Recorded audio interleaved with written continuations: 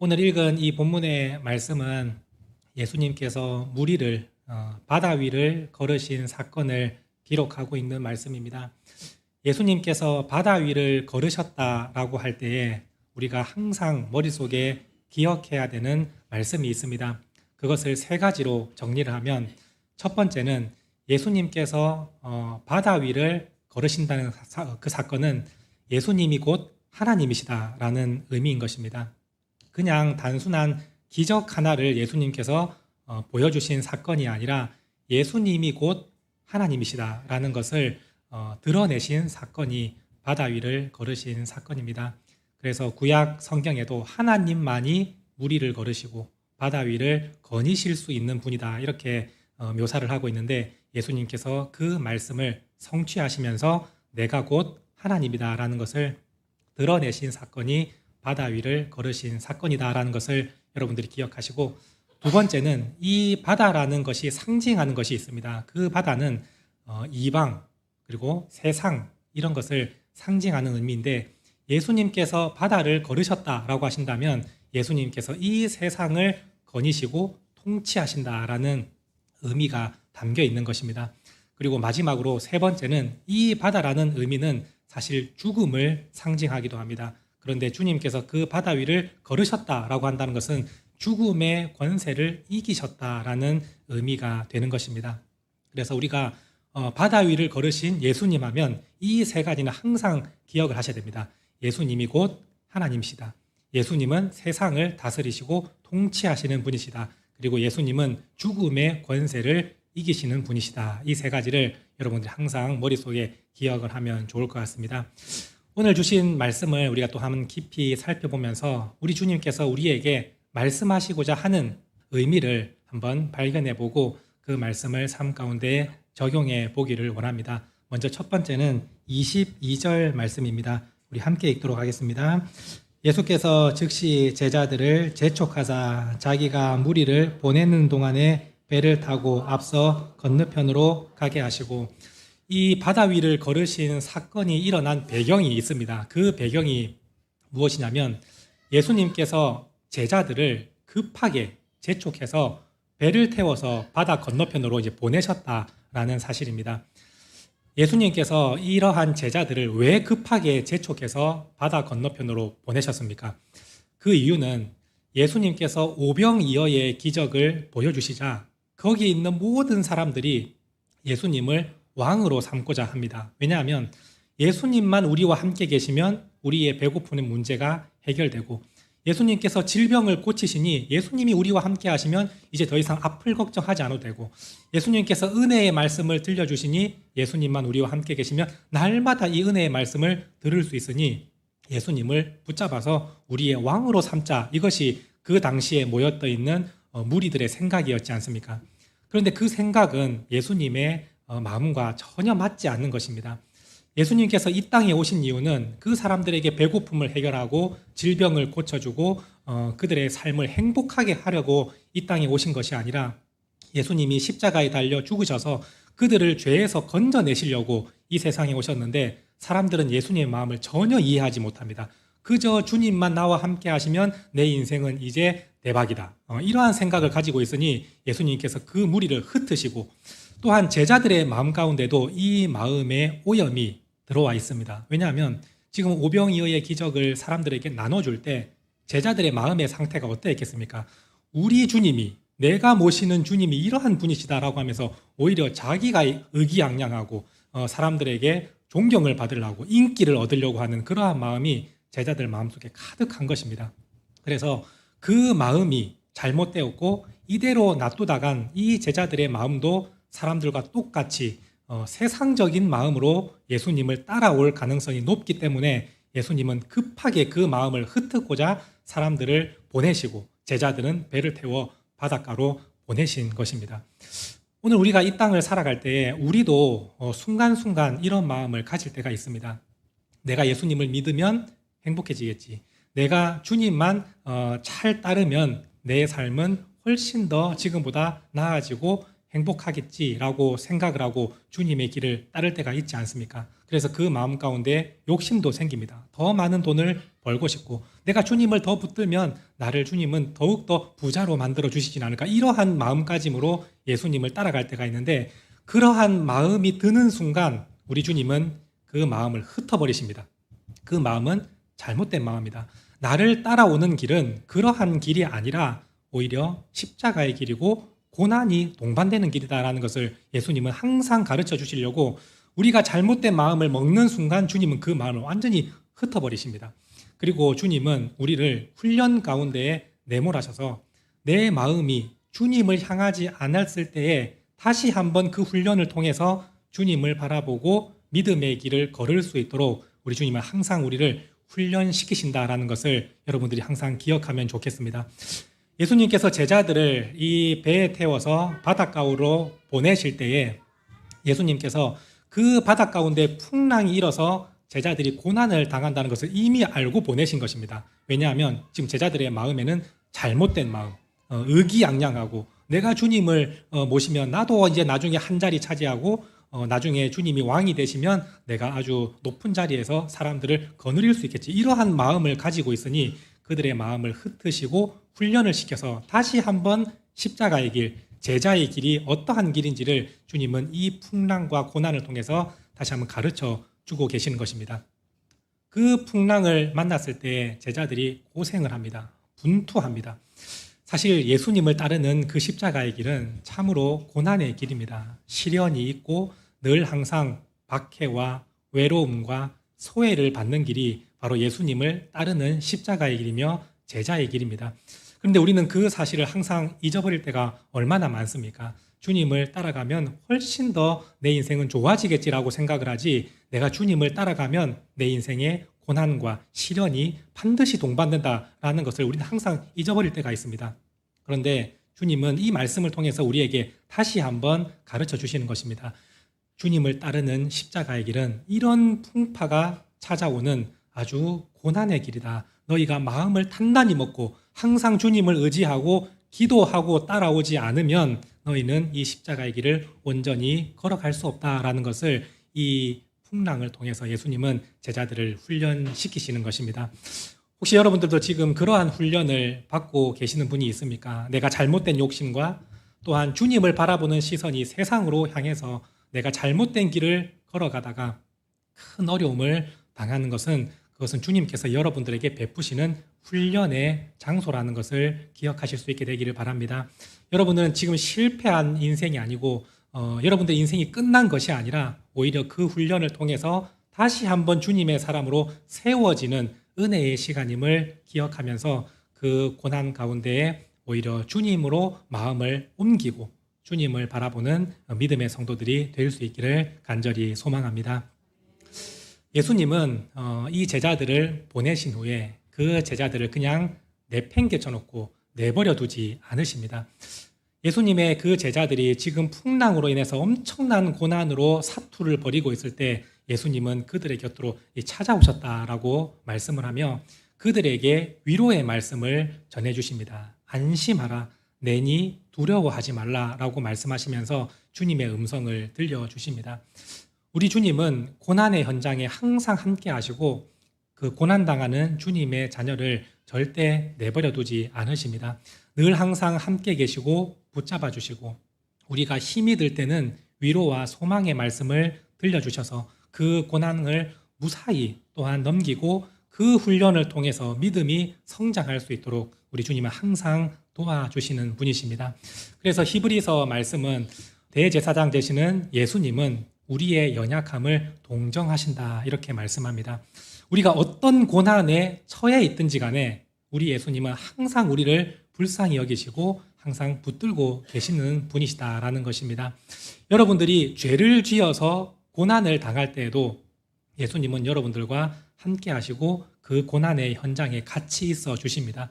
우리가 죄를 지었고 잘못을 했으면 주님께서는 그건 네 죄니까 네가 당하라 라고 말씀하지 않으시고 그 고난의 현장에 주님은 항상 함께 계셔서 다시 한번 그 죄악된 길에서 말씀의 길로 돌아올 수 있도록 주님은 우리를 이끌어 주시는 것이고, 오늘 이 제자들처럼 잘못된 마음과 죄악된 마음을 가져서 주님께서 훈련의 자리로 내어 모셔도 그 훈련의 장소에 주님은 또한 찾아오시고 함께 하셔서 그 제자들에게 소망을 주시고 힘을 더하여 주신다는 것입니다. 또한 우리가 믿음으로 길을 걸어갈 때 세상 가운데 여러 가지 어려움을 당할 때가 많습니다. 믿음으로 나아가는 그 삶의 현장에 고난이 찾아오더라도 주님은 그곳에 함께 하시고 은혜를 더하여 주십니다. 사도 바울이 믿음으로 주님의 일을 감당하며 사명의 길을 걸어갈 때에 그는 엄청나게 많은 고난을 당했습니다. 믿음을 가지고 바른 길을 걸었는데도 불구하고 그는 고난을 당합니다. 감옥에 갇히기도 하고 매를 맞기도 하고 춥고 배고프고 헐벗는 그러한 고난을 여러 번 당합니다. 그런데 주님은 그 고난의 현장에도 함께 하셔서 그가 그 문제를 능히 이겨내고 기쁨으로 그 사명을 감당할 수 있도록 주님은 그 고난의 현장에 항상 함께 하셨다라는 것을 우리는 성경을 통해서 배울 수 있습니다. 그래서 우리가 정리할 수 있는 것은 우리 주님은 어떤 고난과 시련의 상황에도 우리를 절대 내버려 두지 않으시고 항상 그 자리에 함께 해주신다라는 사실을 기억하시면서 지금 현재 여러분들이 죄로 인해서 고난을 당하든 아니면 내가 믿음의 길을 걷고 있는데 세상으로부터 엄청난 어려움을 당하든 그 상황에 주님은 나를 붙들고 계시고 나를 항상 찾아오셔서 위로해 주시고 소망을 주신다라는 말씀을 항상 기억하며 다시 한번 힘있게 일어서서 믿음의 길을 걸어갈 수 있게 되기를 간절히 소망합니다. 예수님께서 이렇게 찾아오셔서 말씀으로 위로를 해주실 때 제자들이 예수님을 발견합니다. 지금 엄청난 풍랑이 일고 있는데 그 풍랑 가운데 바다 위를 걸어서 오시는 그 예수님을 발견했을 때 한 가지 중요한 사건이 일어납니다. 베드로가 예수님을 발견하고 갑자기 예수님께 요청을 합니다. 저도 예수님처럼 이 바다를 걸을 수 있도록 해주십시오. 이렇게 요청을 합니다. 우리가 참 이 말씀을 보면 베드로는 대단한 사람이구나라고 생각을 합니다. 이 대단한 것은 좀 다른 의미에서 대단하다라고 생각이 됩니다. 왜냐하면 어떻게 이 가운데에서 이렇게 예수님께 요청을 할 수가 있는가라고 생각이 됩니다. 때로는 엉뚱하기도 하고 때로는 또 무모해 보이기도 하는데 참 이 베드로가 오늘 우리 시대에 살았다면 그가 MBTI 검사를 했다면 아마 이러한 결과가 나오지 않았을까 생각합니다. ENFP 정도가 나오지 않을까 생각합니다. 혹시 여러분들 중에 ENFP의 MBTI를 가지고 계신 분이 있으신지 모르겠습니다. 외향적이고 즉흥적이고 그리고 모험도 얼마든지 할 수 있는 상상력도 풍부한 그러한 사람이 이 베드로가 라고 생각이 됩니다. 그런데 우리는 이 말씀을 읽을 때 참 베드로가 참 엉뚱하구나. 어떻게 이 가운데에서 저도 바다 위를 걷게 해주십시오. 이러한 말이 나올 수 있는가. 정말 기적을 체험하고 싶었나 보다. 이렇게 생각하고 넘어갈 때가 많은데 오늘 말씀을 좀 깊이 있게 한번 묵상을 해보면 베드로가 단지 기적을 너무나 좋아하고 이러한 것도 두려워하지 않고 자기도 한번 해보고 싶은 그러한 마음에서 이 말을 내뱉은 것은 아니라고 생각이 됩니다. 물론 그 마음도 어느 정도는 있었겠지만 진짜 베드로가 이 말을 했을 때는 예수님에 대한 엄청난 사랑 그리고 주님에 대한 무한한 신뢰에서 그 말이 나왔을 거라 저는 생각을 합니다. 왜냐하면 이 말씀을 자세히 보시면 베드로가 그 예수님의 바다 위를 걷는 모습을 보면서 주님 저도 걷게 해주십시오 라는 요청이 아니라 사실은 주님 저를 주님께로 오라고 해주십시오라는 요청입니다. 그래서 바다 위를 걷는 게 목적이 아니라 지금 풍랑 가운데서 주님께 가까이 가고 싶습니다라는 것이 지금 베드로의 요청이다라는 것을 생각해 보고 또한 예수님도 그 베드로에게 오라고 말씀하십니다. 걸어봐라, 해봐라, 나처럼 너도 할 수 있다 이러한 의미가 아니라 네가 나한테 오고 싶으면 믿음으로 오라라고 예수님이 그 요청을 받아주시고 또한 베드로가 그 예수님의 요청을 믿고 바다 위로 자기의 발을 내딛습니다. 그리고 나서 베드로가 바다 위를 걸으면 자기가 기적을 너무 체험하고 싶으면 그냥 바다 위로 떠돌아다니지 않겠습니까? 그죠? 뛰어다니고 막 난리가 날 겁니다. 근데 성경을 보시면 그 바다 위를 걸어서 예수님을 향해서 가고 있다라고 성경은 말씀합니다. 그러니까 베드로는 이 마음 가운데 나도 한번 기적을 경험하게 해주십시오라고 하기보다는 제가 이 상황 가운데 주님께 더 가까이 가고 싶습니다 한 엄청난 그 사랑의 표현이 오늘 이 말씀에 중요한 핵심이라 저는 생각을 합니다. 우리 어린 자녀들이 부모님을 너무 사랑하면 이 더운 여름에 에어컨 밑에 있고 부모는 땡볕에 있다 할지라도 그 부모님을 딱 발견했을 때 이 자녀는 땡볕에 있지만 거기 있는 부모님께 가고 싶은 마음이 들잖아요.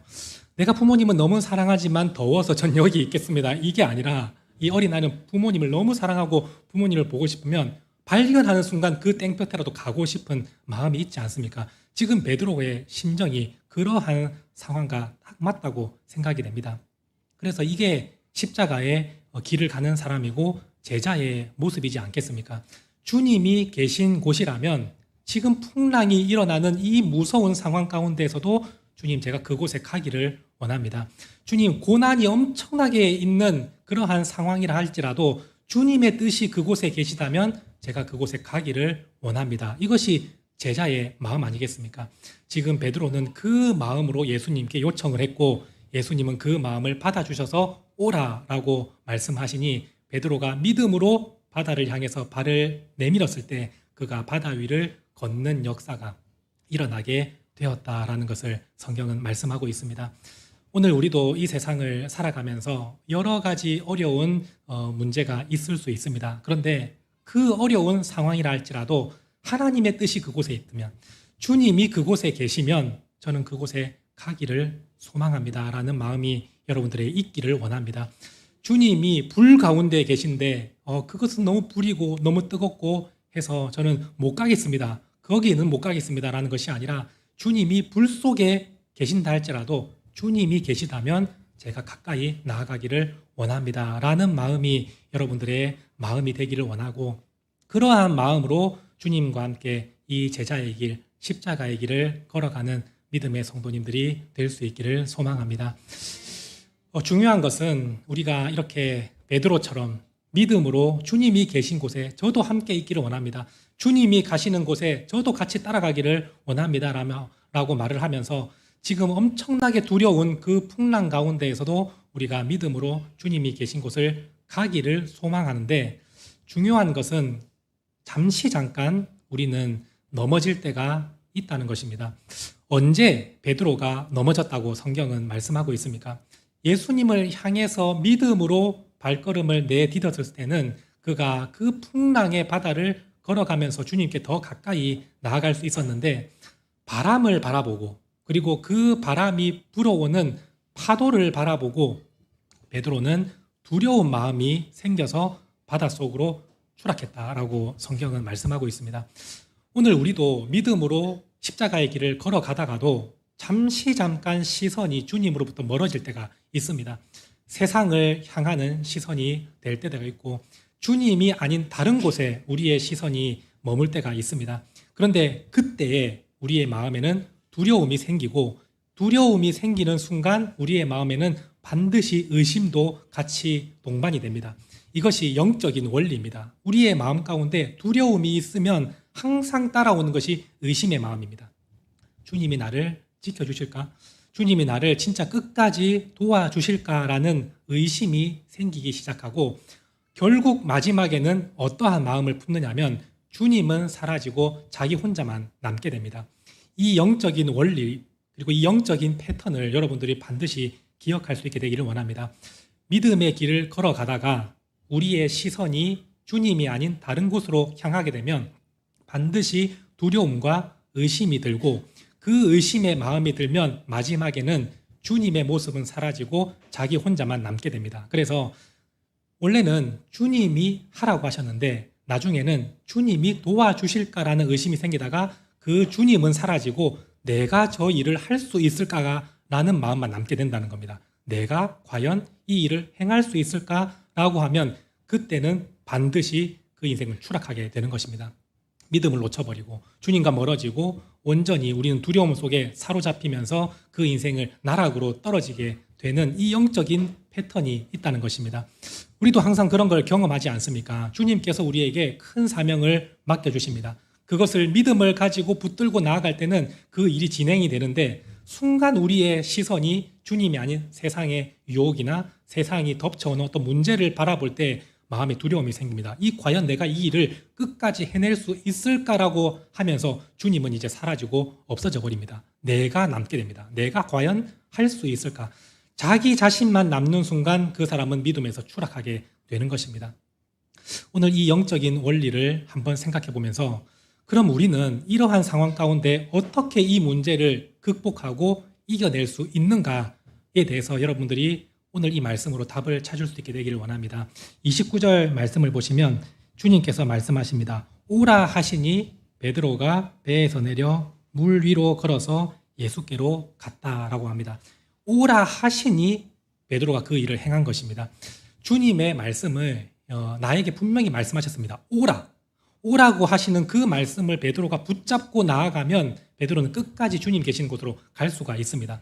그 길을 온전히 걸어갈 수가 있는데 주님이 오라 하시는 말씀을 놓쳐버리니까 베드로가 물속으로 추락하지 않습니까? 그때에 우리가 다시 한번 생각을 하는 겁니다.